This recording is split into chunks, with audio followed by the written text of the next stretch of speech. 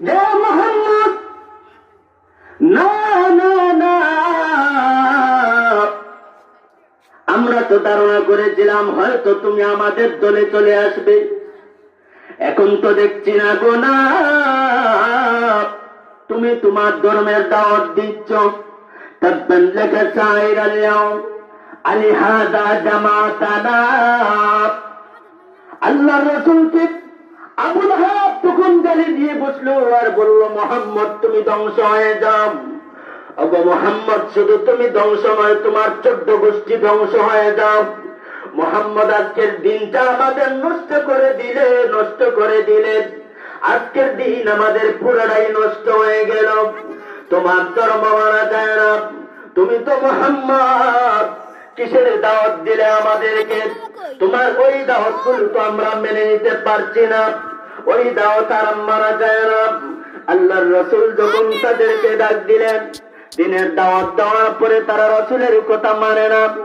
আল্লাহর রাসূলের কথা না মানার কারণে আমার রাসূল যখন দিনের দাওয়াত দিলেন, তখন সমস্ত মক্কার কাফির মুশরিকেরা বলে, না না না, মুহাম্মদ ধ্বংস হয়ে যাও।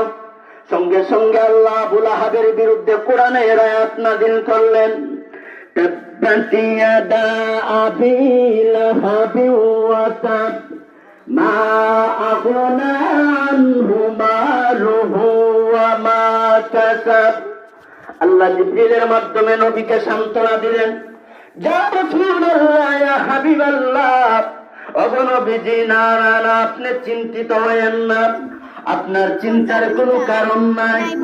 আমি আল্লাহ ঘোষণা দিলাম, আমি আল্লাহ অভিশাপ দিলাম, আবু লাহাব ধ্বংস হোক, আবু লাহাবের দুনো হাত ধ্বংস হোক, আবু লাহাবের পুরাটা শরীর ধ্বংস হোক। ওগো নবীজি, শুনে রাখুন, আমি আল্লাহ ঘোষণা দিলাম, আবু লাহাবের শুধু সে নিজে নয়, তার 14 গোষ্ঠী পর্যন্ত আমি আল্লাহ ধ্বংস করে দিলাম।